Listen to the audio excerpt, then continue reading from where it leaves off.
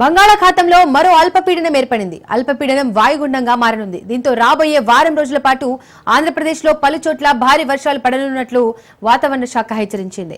September 25న ఉత్తర మధ్య బంగాళాఖాతంలో మరో అల్పపీడనం ఏర్పడనుంది. ఇది 26న బలపడుతూ వాయుగుండంగా మారే అవకాశం ఉంది. ఈ వాయుగుండం ఈ నెల 27న దక్షిణ ఒడిశా, ఉత్తర ఆంధ్రప్రదేశ్ తీరం మధ్య ప్రాంతాన్ని దాటే సూచనలు ఉన్నాయని వాతావరణ శాఖ అధికారులు తెలిపారు.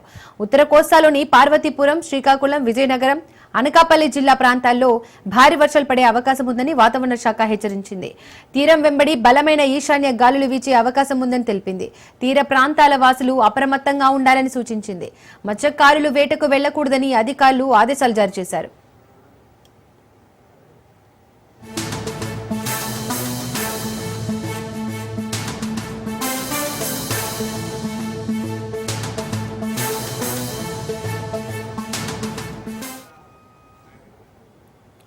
రైట్, ఇక వర్షాలకు సంబంధించి మోర్ డీటెయిల్స్ మా ప్రతినిధి సూర్యప్రకాష్ అందిస్తారు.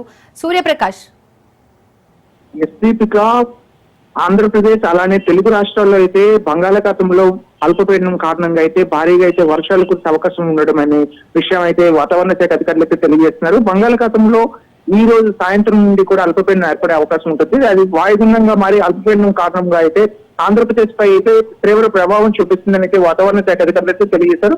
రావుగల వారం రోజులు కూడా వాయుగుండ ప్రభావంతో 26, 27 తేదీల్లో అయితే ఏపీ మొత్తం కూడా అతి భారీ వర్షాలు కురిసే అవకాశం ఉంటుంది. అలానే 27వ తారీఖున అనగా 27వ తారీఖున ఉత్తర కోస్తా సమీపంలో ఉన్న తీరం వెంబడి ఉన్న అన్ని ప్రాంతాల్లో కూడా భారీగా వర్షాలు కురిసే అవకాశం ఉండడంతో ప్రజలంతా కూడా అప్రమత్తంగా ఉండాల్సిన అవసరం ఎంతైనా ఉంటుందనే విషయాన్ని కూడా తెలియజేస్తున్నారు. ఉత్తర కోస్తా సమీపంలో అయితే తీరం దాటే అవకాశం ఉండడంతో భారీగా వర్షాలు కురుస్తాయనే విషయాన్ని అయితే తెలియజేసిన పరిస్థితి ఉంది. రేపు ఏలూరు, ఎన్టీఆర్, గుంటూరు, పల్నాడులో అయితే ఆరెంజ్ అలర్ట్ అయితే జారీ చేశారు. కోస్తా తీరం వెంబడితే ఈదురుగాలు దాదాపు 40 నుండి 50 కిలోమీటర్ల వేగంతో అయితే ఈదురుగాలు వీచే అవకాశం ఉండడంతో మత్స్యకారులు ఎవరు కూడా తీరం వెంబడి తీరంలో ఎవరు కూడా ప్రయాణించొద్దని, వేటకు ఎవరు వెళ్ళొద్దని కూడా వాతావరణ శాఖ అధికారులు అయితే హెచ్చరికలు అయితే జారీ చేసిన పరిస్థితి ఉంది. రాగల 2 రోజులు కూడా మరింత వర్షాలు అయితే ఏదైతే తీర ప్రాంతం అంతా ఉందో తీర ప్రాంతంలో ఉన్న అన్ని జిల్లాల్లో కూడా వర్షాలు భారీగా కురిసే అవకాశం ఉండడంతో లోతట్టు ప్రాంతంలో ఉన్న ప్రజలంతా కూడా అప్రమత్తంగా ఉండాలన్న విషయాన్ని కూడా తెలియజేసిన పరిస్థితి ఉంది. ముఖ్యంగా ఇప్పటికే అధికార యంత్రాంగం మొత్తం కూడా రేపు 2 రోజులు కురబోయే వర్షాలకు సంబంధించి అధికార యంత్రాంగం మొత్తం కూడా అప్రమత్తం అవుతూ ఎవరైతే సహాయక చర్యలు అందించాల్సిన వాళ్ళు ఉంటారో వాళ్ళనైతే సహాయక చర్యలు అందించడానికి అయితే అన్ని ఏర్పాట్లు చేయడానికి ఒక సిబ్బందిని కూడా సిద్ధం చేసిన పరిస్థితి ఉంటుంది.